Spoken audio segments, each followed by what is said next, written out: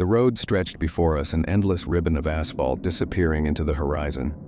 It was supposed to be an ordinary trip, just me, Jake, and Maria taking a break from the chaos of the city. We wanted to escape, to clear our heads, to find some adventure in the vastness of the open road. The sun was setting behind us, painting the sky in hues of orange and red, casting long shadows over the landscape. We were hours away from any major town, and the road ahead seemed eerily deserted. Maria, sitting in the back seat, tapped her fingers rhythmically on the car window. Jake at the wheel had been uncharacteristically quiet for the past hour. His usual carefree demeanor seemed overshadowed by something heavier. "Everything good, Jake?" I asked, breaking the silence that had settled over us. He glanced at me, his eyes darting back to the road almost immediately. "Yeah, I don't know, man. This road feels off, like we've been here before." Maria laughed, though it sounded forced. "It's just a road, Jake. Relax, we'll be at the hotel in a few hours." I wanted to agree with her, to brush off the uneasiness creeping into my chest, but I couldn't. There was something unsettling about the road, about the way the trees seemed to close in around us, their branches stretching like fingers toward the car. And the road, it seemed too quiet. No cars, no people, just the three of us, alone. An hour passed. The sky had darkened completely, and our headlights cut through the thickening fog that seemed to settle in out of nowhere. We hadn't passed a single car in what felt like forever. The road twisted and turned, leading us deeper into some unknown part of the wilderness.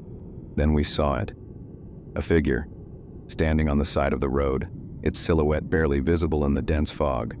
Jake slowed the car as we approached, and Maria leaned forward, squinting. "Who the hell is that?" she whispered, her voice trembling slightly. I couldn't make out much, just a dark, shadowy form, unmoving, watching us as we neared. My stomach turned, a sickening feeling of dread washing over me. "Should we stop?" Jake asked, though I could hear the uncertainty in his voice. "No," I said quickly, my pulse quickening. "Don't stop." We drove past the figure, and as we did, I caught a glimpse of its face in the rearview mirror.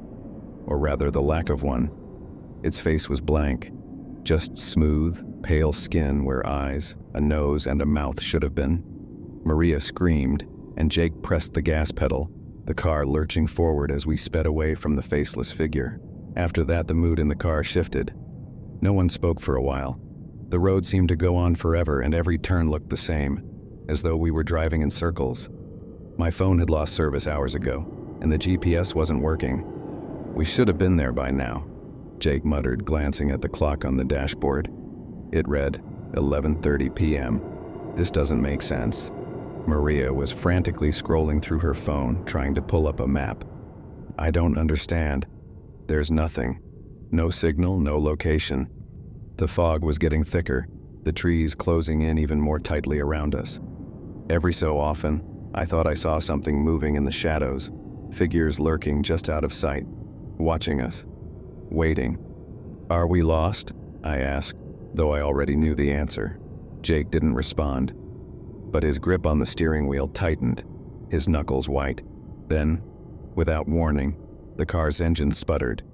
The headlights flickered and the dashboard lights blinked out. "Shit!" Jake cursed, pulling over to the side of the road just as the car died completely. We sat in silence for a moment, the darkness pressing in around us. "What now?" Maria whispered, her voice barely audible. Jake tried the ignition again, but nothing happened. The car was dead. "I'll check the engine," he said, though I could hear the fear in his voice. As he stepped out into the fog, I felt a chill crawl up my spine. Something wasn't right. I opened my door and followed him, the cold night air biting at my skin. But as Jake popped the hood and began inspecting the engine, I felt it again, that feeling of being watched. I turned around slowly, my eyes scanning the darkness, and then I saw them.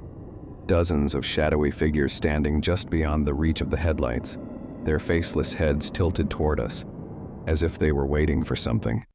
I froze, my heart pounding in my chest. "Jake," I whispered, not daring to move. "We need to go. Now." He looked up from the engine, confusion etched on his face. "What are you talking about? I just need a minute to—" "No, Jake!" I grabbed his arm, my voice rising in panic. "They're out there. We need to go." He turned toward the shadows, his eyes widening as he finally saw what I had been seeing. The figures were closer now, moving silently toward us. Without a word, we both ran back to the car. Maria was already screaming, her hands covering her face as she rocked back and forth in the back seat. Jake tried the ignition again, but the car was still dead. The figures were almost at the car now, their faceless heads bobbing in the fog as they surrounded us. "We're trapped," I whispered, my breath coming in ragged gasps. "We're trapped." The car was surrounded. Shadowy figures pressed against the windows, their faces, or the absence of them, peering inside. I could feel the weight of their gaze even though they had no eyes. Their presence was suffocating, like the very air around us was thickening, making it harder to breathe. "Do something!" Maria screamed, her voice cracking.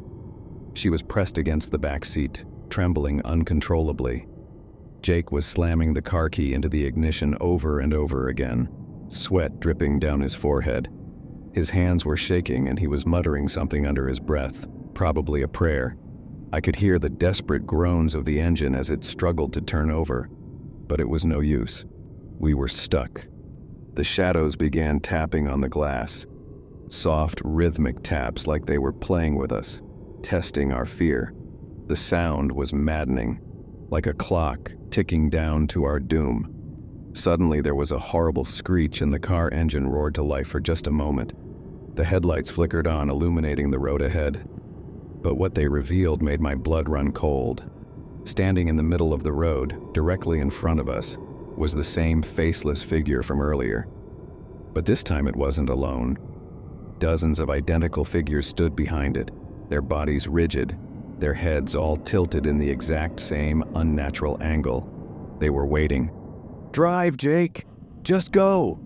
I shouted, my voice hoarse from fear. Without hesitation, Jake floored the gas pedal and the car lurched forward, tires screeching against the pavement. The faceless figures didn't move. They just stood there, unmoving, as if they were daring us to hit them.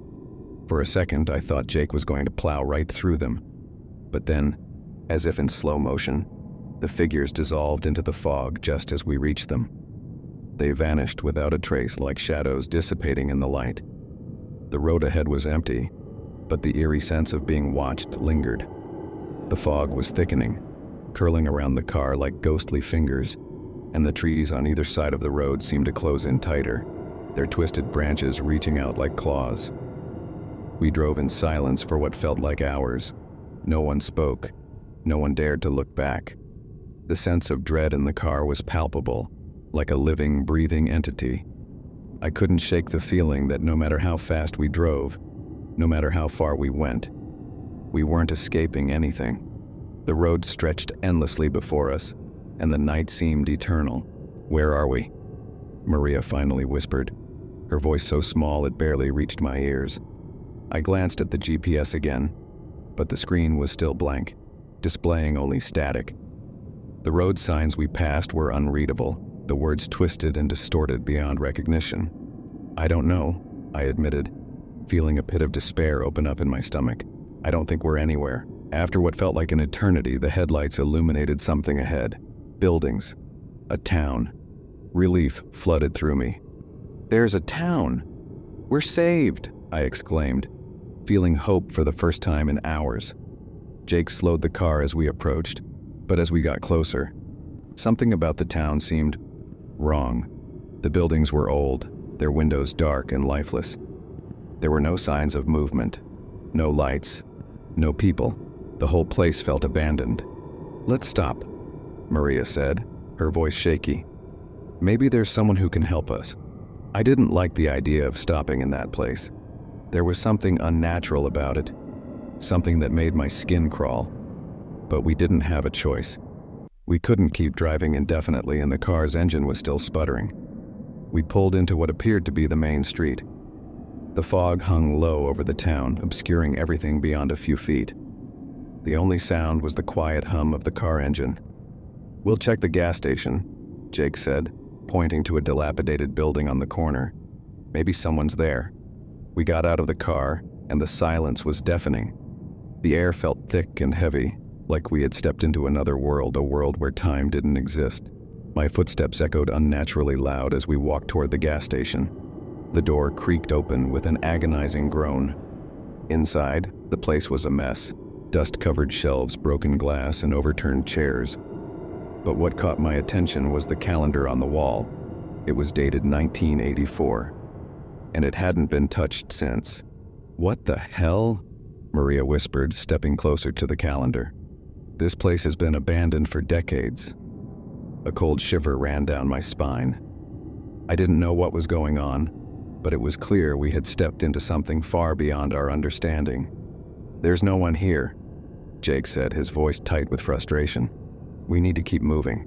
But just as we turned to leave, the door slammed shut with a deafening bang. We all froze. The sound of footsteps echoed from the back of the store. Slow, deliberate footsteps. And then the faintest whisper, like a voice carried on the wind. "Leave, while you still can." Maria screamed, backing up against the counter. Jake grabbed my arm, and we both ran for the door, yanking it open with all our strength. We didn't stop running until we were back in the car. Jake fumbled with the keys, his hands trembling. The engine sputtered to life, and we sped out of that town as fast as we could. But as we left, I looked back in the rearview mirror, and there, standing in the middle of the road, was the same faceless figure. Only this time it was holding a sign. It read, "You can't leave." Hours passed, but the town never seemed to fade in the rearview mirror. No matter how far we drove, it was still there, its shadowy buildings looming in the distance, as if they were following us. The road had become a loop, trapping us in an endless nightmare. Maria was sobbing in the back seat, her hands covering her face. Jake was gripping the steering wheel so tightly his knuckles had turned white. I was trying to stay calm, but the panic was rising in my chest like a tidal wave. "We're never getting out of here, are we?" I whispered, more to myself than anyone else. Jake didn't answer. He just kept driving, his eyes fixed on the road ahead. But deep down, we all knew the truth. The road had taken us, and it wasn't going to let us go. The road stretched on, an unrelenting ribbon of darkness. Time felt distorted, like we were stuck in some kind of limbo. Even the car's clock had stopped ticking, frozen at 2:17 a.m. Despite the road being eerily empty, Jake kept driving like stopping was no longer an option. "I don't get it. How is this happening?" Maria stammered, her voice breaking through the suffocating silence. We'd been driving for hours. Suddenly, out of the thick fog ahead, the faint outline of a gas station appeared again. The same gas station we had just fled from. Jake, stop!" I yelled, pointing ahead. He slammed the brakes, the car skidding to a halt just before the gas station's entrance. It was exactly the same, down to the broken sign and the dim lights flickering above the entrance. "No way," Maria whispered, her eyes wide with disbelief. "We left this place." "I thought we did," Jake muttered, his hands still gripping the steering wheel. The oppressive silence returned, only to be broken by a slow, methodical knock on the driver's side window. Jake froze. He didn't dare look, but I saw it. One of the faceless figures standing right outside, its blank head tilted unnaturally to the side. The knock came again, this time louder, more insistent. "We're trapped," I yelled, my heart pounding in my chest. Jake finally turned his head, but the figure was already gone, as if it had never been there. The gas station loomed before us, silent and foreboding.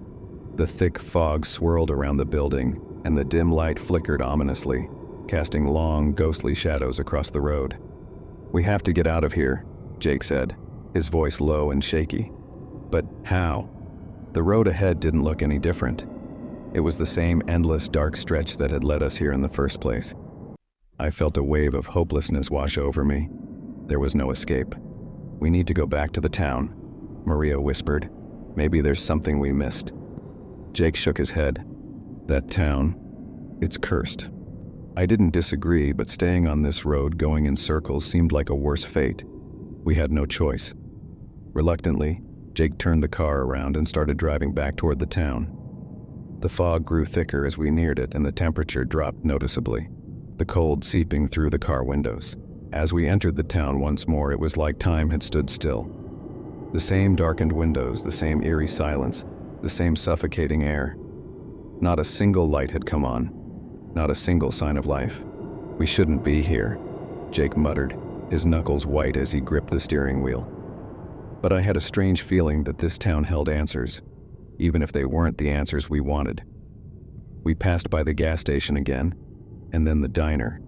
Its neon sign flickered weakly, though the inside was just as dark and empty as the rest of the town. "We should stop at the diner," I suggested, though every fiber of my being told me that was a terrible idea. Jake hesitated, but eventually pulled into the empty parking lot. We got out of the car, the air freezing against our skin. The sound of our footsteps echoed unnaturally as we approached the entrance. The door creaked open, and inside, the diner was exactly what you'd expect from a place like this. Dusty booths, cracked vinyl seats, and a broken jukebox in the corner. It looked like it had been abandoned for years, but there was a strange, lingering warmth in the air, like someone had just been there. "I don't like this," Maria whispered, standing close behind me. I didn't like it either, but we needed answers. There had to be some reason why we were stuck in this town, some way out of this nightmare. We moved further into the diner, our footsteps barely audible over the heavy silence. The dim lighting flickered, casting strange, distorted shadows across the floor. I could feel the weight of the darkness pressing down on us, as if the very air was suffocating us. "What now?" Jake asked, his voice barely a whisper. Before I could answer, the jukebox in the corner crackled to life, its speakers hissing and popping. A low, distorted song began playing, but the words were garbled, incomprehensible. The sound sent chills down my spine. "We need to leave," Maria said, her voice shaking. "Now." But just as we turned to go, a figure stepped out from behind the counter. A man, or at least the shape of a man. His clothes were old, tattered, like he had been there for decades. His face was hidden in shadow, but I could feel his eyes on us, watching, waiting. "You can't leave," he said, his voice hollow and cold. "Not yet?" My heart pounded in my chest. "What do you mean? We need to get out of here." The man didn't answer. He simply stood there, unmoving, his presence filling the room with a cold, unnatural stillness. "We're trapped, aren't we?" Jake asked, his voice barely audible. The man finally moved, stepping closer to us.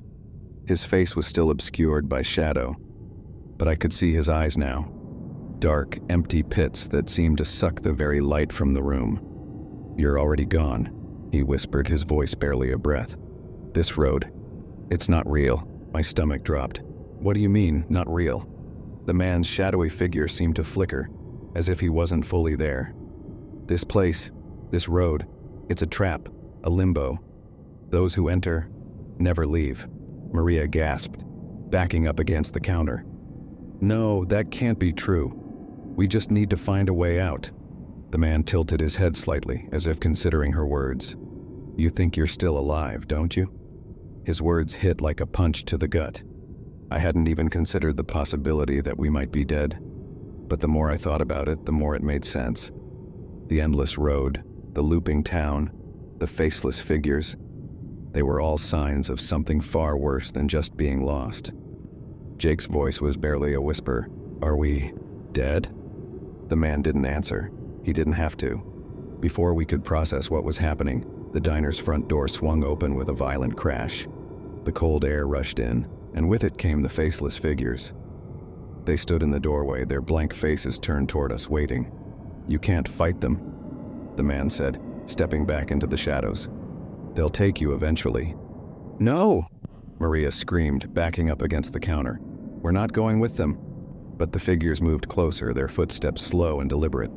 There was no escaping them. The road had claimed us, and now it was time to pay the price. The faceless figures advanced slowly, their movements unnaturally fluid, like they weren't bound by the laws of physics. Each step they took filled the air with a bone-chilling stillness. I could hear Maria's labored breathing next to me, panicked, shallow gasps. "They're coming for us!" she shrieked, grabbing onto my arm with a vice-like grip. Jake's eyes darted around the room, searching for anything that could help us, but there was nothing. The diner's dilapidated interior provided no refuge, no escape. The reality was sinking in. We were cornered. Suddenly, the man who had spoken earlier began to laugh, a low, guttural sound that echoed in the eerie silence. "There's no running," he whispered through his twisted grin. "You're already theirs." "Shut up," Jake roared, grabbing a nearby chair and flinging it toward the figures. It shattered upon impact, but the faceless entities didn't flinch. They just kept moving forward, as though time itself couldn't stop them. "Please, no," Maria's voice cracked, pleading with the encroaching figures. But her words fell into the empty void that surrounded us. "They want us alive," I murmured, almost to myself. "Why?" The faceless men were now inches away. One of them reached out, its elongated, featureless hand stretching toward me. The touch of the figure's hand sent a wave of icy coldness through my entire body. It was as if I had been plunged into the depths of freezing water. My muscles seized, and for a moment, I couldn't breathe. "We have to run," Jake shouted, but it was too late. The faceless beings were on us, their presence overwhelming, suffocating. Then the world around us seemed to bend. The diner's walls warped and stretched, the ceiling dissolving into darkness. The faceless entities stood silently, their blank faces staring at us, and before I could react, the ground beneath my feet disappeared. We were falling, plummeting into an endless void. I couldn't see anything, but I could feel it, the sensation of weightlessness as we tumbled through the black abyss. Maria's screams pierced the silence, but they sounded distant, as if coming from another world. Suddenly, the falling stopped, and I slammed hard against a solid surface. The impact knocked the air out of my lungs, and I gasped, coughing as I tried to stand. Jake was lying a few feet away, groaning as he clutched his side. Maria was still screaming, her voice echoing through the empty expanse around us. But we were no longer in the diner. The sky above was pitch black with no stars, no moon. Nothing. "What? Where are we?" Jake wheezed, forcing himself to his feet. I couldn't answer. The landscape around us was barren, a flat, endless plain of cracked earth stretching in every direction. There was no sign of the road, the diner, or the town. Only darkness. "This can't be real," Maria whispered, her voice trembling. "This isn't happening." But it was real. Too real. We were trapped in a place beyond comprehension. The silence of this new place was so intense that it felt like a presence itself, crushing down on us. The air was thick, like it was weighing us down with each breath. My skin crawled with the sense that we were being watched, but there was nothing around, just the same barren, cracked earth as far as the eye could see. "This place," Jake muttered under his breath. "It's not natural." It was more than unnatural. It was impossible. Every step we took felt heavier, like some unseen force was pulling us down, trying to root us in this forsaken ground. Maria turned to me, tears streaming down her face. "We need to find a way out. We can't stay here." "I don't think there is a way out," I replied, my voice hollow. The terror in my chest had morphed into something worse. Resignation. We had fallen into this place, and there was no telling how to escape it. In the distance, a shape began to form, a towering structure that seemed to rise out of the cracked earth itself. It was massive, black and angular, a monolithic building that was somehow both ancient and futuristic, like something out of a nightmare. "We need to go there," Jake said, pointing at the ominous structure. "It's the only thing here. It has to mean something." "Are you crazy?" Maria's voice was a mix of fear and disbelief. "We don't know what that is. It could be another trap." But deep down, I knew Jake was right. Whatever that building was, it was the only option we had. Staying out here in the desolate expanse wasn't an option. The silence was eating away at our sanity, and we couldn't just sit here waiting for the faceless figures to reappear. "We have to move," I said, trying to sound more confident than I felt. "It's our only chance." As we approached the towering black structure, it loomed larger and larger, its surface smooth and reflective like polished obsidian.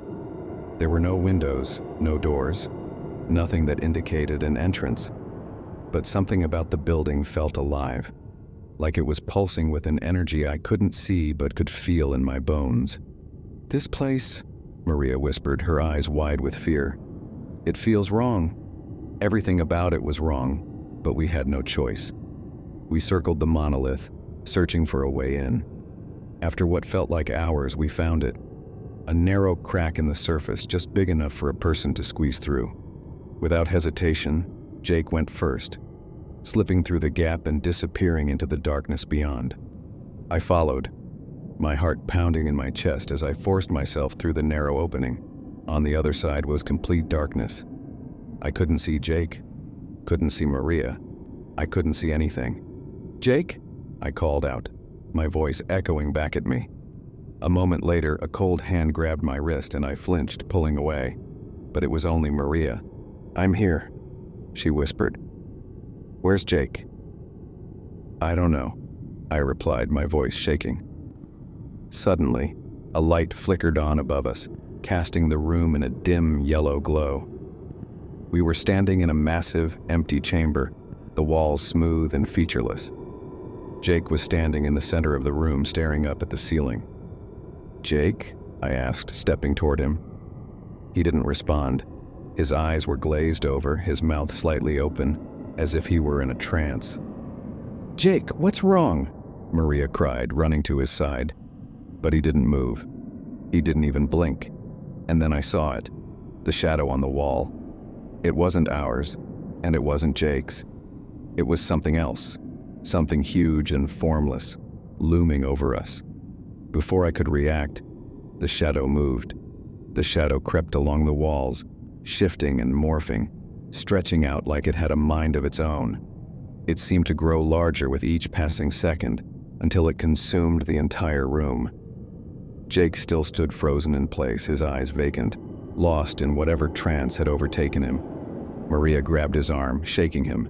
"Jake, snap out of it," she yelled, her voice trembling with fear. But he didn't move, didn't even flinch. The shadow loomed over us, and in that moment I realized what it was. This wasn't just a shadow. It was the entity that had drawn us here, the force that had brought us into this nightmare. And it wasn't going to let us go. The light overhead flickered again, and for a brief moment, the shadow seemed to recoil, shrinking back as though it were afraid of the light. My heart raced as an idea took shape in my mind. "The light!" I shouted. "It's afraid of the light!" Maria's eyes widened in realization, and she fumbled for her phone, turning on the flashlight. The beam of light cut through the darkness, and the shadow hissed, an eerie, otherworldly sound that sent chills down my spine. It writhed and twisted, retreating from the light, but it wasn't gone. Not yet. "Jake, we need you," Maria pleaded, shining the light directly at the shadow. But Jake remained unresponsive, his body stiff and rigid. "We can't leave him," she cried. I knew we couldn't. But the shadow was closing in again, pushing against the light, trying to snuff it out. The shadow thrashed and twisted like a creature in agony, its form constantly shifting and contorting. We backed up against the wall, desperately holding the light at bay. But it was only a temporary reprieve. It was getting stronger, more aggressive. I looked around the chamber, searching for anything that could help us. But the room was barren, empty except for the oppressive darkness and the monolith looming in the center. My mind raced, trying to piece together what little I understood about this nightmare. "Maybe it's connected to the building?" I muttered, my voice barely audible over the eerie hum filling the room. "What are you talking about?" Maria asked, her voice panicked. "Maybe this place, this thing, it feeds off the darkness. If we can destroy it." Before I could finish, Jake suddenly let out a scream, a blood-curdling primal sound that made my heart stop. His eyes snapped open wide with terror, as if he had just woken from a nightmare. He stumbled forward, clutching his head, gasping for air. "Jake!" Maria cried, rushing to his side, but it was too late. The shadow surged forward, enveloping him in a wave of darkness. His screams were cut off, and then Silence. Jake was gone, swallowed by the entity. "No!" Maria screamed, falling to her knees. The shadow loomed larger, turning its focus to us. It was relentless, a force beyond comprehension, and it wasn't going to stop until it had consumed us all. With Jake gone, the weight of hopelessness settled over us like a shroud. The shadow was closing in fast, and Maria and I were running out of options, but I refused to give in. Not yet. I grabbed her by the shoulders. "We need to destroy this place. It's the only way." "But how?" she asked, her voice thick with despair. "The monolith. It's the source of all this. We need to find a way to take it down." Maria hesitated, but then nodded, determination flickering in her eyes. Together we turned our focus to the monolith in the center of the room. The black angular structure towered over us, its surface smooth and impenetrable. But there had to be something, some way to disrupt the entity's hold on us. We approached the monolith cautiously, the shadow following closely behind. I could feel its presence pressing in on us, suffocating, as though it was waiting for the right moment to strike. As we reached the base of the monolith, I noticed something, a small panel barely visible against the sleek surface. Without thinking, I reached out and pressed it. The monolith shuddered, and for a moment the shadow seemed to falter. "It's working," Maria gasped. But before we could react, the shadow lashed out, wrapping around us like a constricting vine. The air grew cold, and I felt a crushing pressure on my chest, like I was being squeezed from all sides. I could see Maria struggling beside me, her face twisted in fear. We had to finish this. Now I forced my hand toward the panel again, my fingers trembling as I pressed down harder. The monolith groaned, its surface cracking. A blinding light erupted from the cracks, illuminating the entire chamber. The shadow screeched, a high-pitched, inhuman sound that reverberated through my skull. It recoiled from the light, writhing in pain as the monolith continued to fracture. "Keep going," Maria shouted, her voice strained as she fought against the entity's grip. I slammed my hand against the panel again, and the monolith splintered further.